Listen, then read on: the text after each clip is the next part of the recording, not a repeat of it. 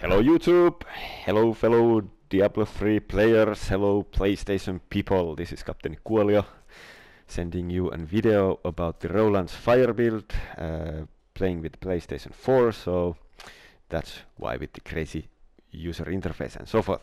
I don't take any credit on this build. This build was, let's say it this way, I saw this build first posted by mannercookie on diablofans. And then I proceeded to mannercookie's excellent YouTube channel and checked out the build myself. Since I posted a video of me clearing a Great Rift 52 just the other night, I've been receiving a lot of questions about the build, so I decided to do a little frequently asked questions video on it. So the credits for the build invention goes to mannercookie or whoever else made it before, not to me. But yes, now to the presentation of the build. Let's start with the set. So you need the full 6-piece Roland set. This is the backbone of the build. A Roland set will buff your sweep attack and shield pass damage. The first bonus with 2 set is that using sweep or shield pass will reduce your defensive abilities cooldown. So in this build that means reducing the cooldown of shield glare and iron skin. 4 set bonus increases the damage of shield pass by 500%, so that's very nice. And the 6 set piece bonus grants you 30% increased attack speed for 3 seconds and can stack up to 5 times. So with that stacked to 5, you will be hitting shield passes like a machine gun. This makes the build superior to an alternative build where you are using Cinder Coat and Mage Fist. So then you are getting the 4 set piece bonus and gaining the reduced resource cost thingy from Cinder Coat plus the fire skill damage from Cinder Coat and Mage Fist. This is not recommended. I don't recommend it because the damage per second is lower than with the pure 6 pieces set if you are encountering enemies that can withstand more than 1 or 2 hits. In tier 6, I don't know, it hits for billions in any case, so it doesn't necessarily get enough mobs to stack high enough to be better. Then you will be better off with the Cinder Coat or a Mage Fist, but in my opinion the Condemned Crusader spec is far faster grinding tier 6, so this is only for Great Rift progression. In Great Rifts beyond 50, normal mobs will take 1 to 3 hits to kill them. That is enough time for your attack speed to build up, and thus the 6 pieces is way better than the 4 pieces. Moving on to amulets. Use an immunity amulet or then a hellfire amulet that has a useful passive in it. Hellfire amulet that does not have a useful passive is crap and you should not be wearing that. Immunity amulet is a very nice thing to have. I myself like my Maras Kaleidoscope because it's nearly perfectly rolled and I haven't been able to find a better one. I've had this amulet for a long time, close to 6 months or so, and it's still the best amulet, that immunity amulet that I've gotten.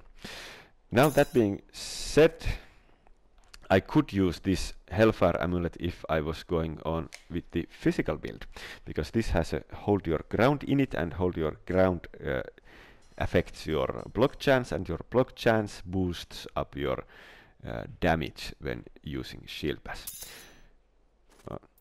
Yeah, and there I have my fire Hellfire amulet that is also pretty good, but it has a useless passive, so I don't use it.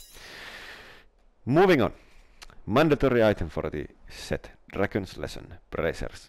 When you hit 3 or less enemies with shield pass, you do twice as much damage and your wrath cost is reduced by a quarter. Very useful. Shield, Pyromarella, required. Cuts down the wrath cost of shield pass by 46% in this case, in this mine. It rolls between 40 to 50%, so this is on the higher side, and it's quite nice. I've also rolled shield pass damage to it with the addition of having strength, vitality, and critical hit chance. These are the stats you should be aiming for, and in a perfect world, the maximum wrath on my shield would be plus something percent of block chance, because block chance translates into damage with shield pass. Rings, use focus and restraint. Focus and restraint, the bastions of will set. You will need to use a generator. I am using punish, and then you will have to use a spender. I am using shield pass to trigger both of the 50% damage bonuses. So you get 50% increased damage for 5 seconds for using a generator, and another 50% damage bonus for using a spender. So use those generators, use those spenders, and enjoy your 100% increased damage. For the belt, I am using Angel Hair Bread because it buffs up Punish. And I'm using Punish in this build because Punish triggers Hardened Senses, and Hardened Senses means 15% more block chance, which means 15% more for the shield pass damage. Weapons, use Furnace. If you don't have one, use Maximus. If you don't have one, use Blood Brother. If you don't have one, use Ashbringer. If you don't have one, use, I don't know, then it gets tricky. Use Scourge. I have a nice Scourge here. 34% chance to do 2000% weapon damage as fire. This would be cool. If you are running the Pound Rune that transforms this shield bash into physical, then of course nicely rolled Ancient Heart Slaughter is the way to go. But try to use an Ancient Weapon, because Ancient Weapon has raw damage much more than a normal one. You absolutely need something around 4.2k, 4200-ish damage, because it translates into very high hits, because we are using high percentage multipliers. Skywarden is also nice. And a grandfather here, yes. The gems, I am using 2 defensive gems, or 3. Actually, I've been using 3 lately a lot. Yeah, 2 or 3. So my gems of choice are Molten Wildebeest Gizzard, because it gives you giant life per second regeneration. You get life from this. Esoteric Alteration, because it gives you non-physical damage reduction. So all those spellcaster mobs, all that electricity, all that nasty evil shit gets reduced. And you should get these gems up to level 50, because then they really start to shine and take a good effect. Then for the third gem, I'm hopping in between. When I'm playing with groups, I use Bane of the Trapped, because there is someone else there to control the mobs, usually a Witch Doctor or a Monk. And this gives me a 30% damage increase. When I am not playing in a group, I would be using Mutilation Guard. Mutilation Guard is good because it gives you melee damage reduction. So you get non-physical damage reduction from Esoteric Alteration, and it also, when you drop below 50% health, it also boosts your resists by 75%, and this one here boosts your melee damage reduction. I have it now at level 40 something, and it gives me a 32% reduction in melee, and also when I drop below 30% of life, it enables me to move unhindered through enemies, so that's good. So those 4 gems, the higher you go, the more damage you will take in, the more you will die, and dead DPS is 0 DPS, so that's why I am using those defensive gems. I absolutely cannot stay alive without defensive gems past Great Rift 48, 49, and definitely not past 53. So my 52s and 53s, lately I've been doing them with 3 defensive gems, and they help me to keep alive, they help me to keep a consistent, steady DPS. So, for the rotations and the skills, Shield Glare, Zealous Glare, this is your Wrath Generator and Crowd Controller. Using Shield Pass reduces Shield Glare's cooldown, and you can keep it up really high. In some cases, like some Rift Guardians like Berendi, you can keep him permanently shield glared, and so he's permanently stunned and doesn't do shit, and you can kill him in peace, and it takes about 45 seconds, and at the Great Rift 50. Then Shield Pass, we are in a fire build, so we are using Crumble. Very nice rune for single play. This Pound is your second best bet.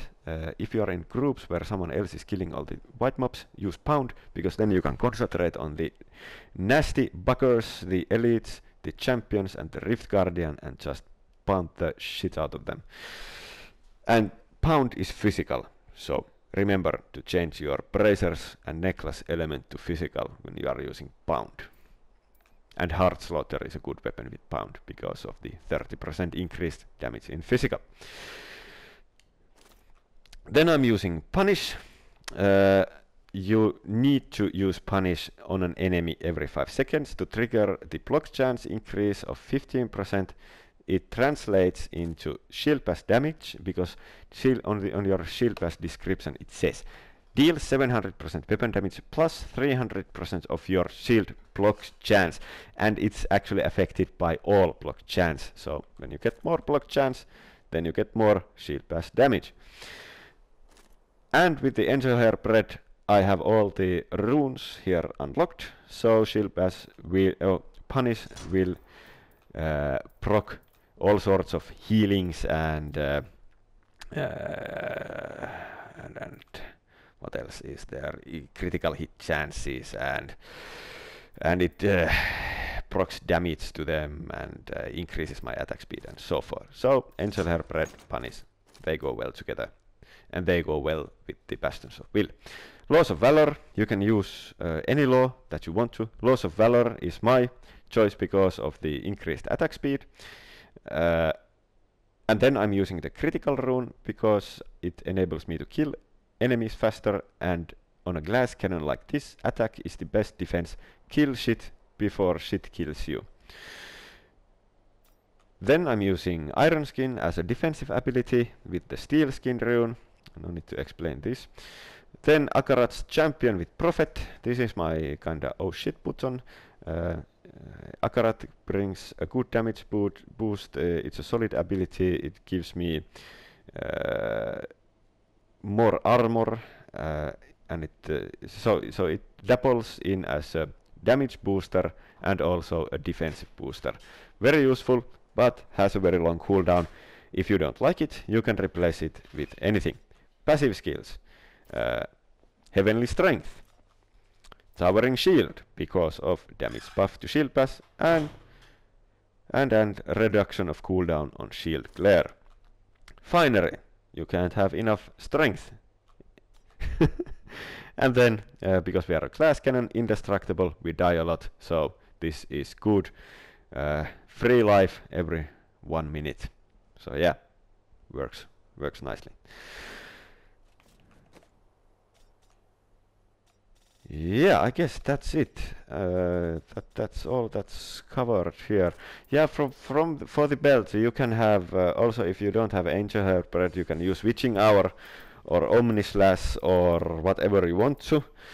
But I'm using Angel Hair Bread because it buffs Punish by enabling all the runes, and by enabling all the runes I get nice stuff like increased attack speed and increased health regeneration and so forth.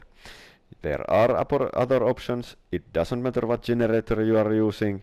For me, Punish is the best because it buffs Shield Pass damage, and because I have a pretty decent Angel Hair Bread, and I get to unlock all the runes. I've been doing some testing on it, and this is what I have concluded, but you could use a Witching Hour. I have here quite a wide variety of different witching hours I've been testing this on. I don't know why I have... Oh, I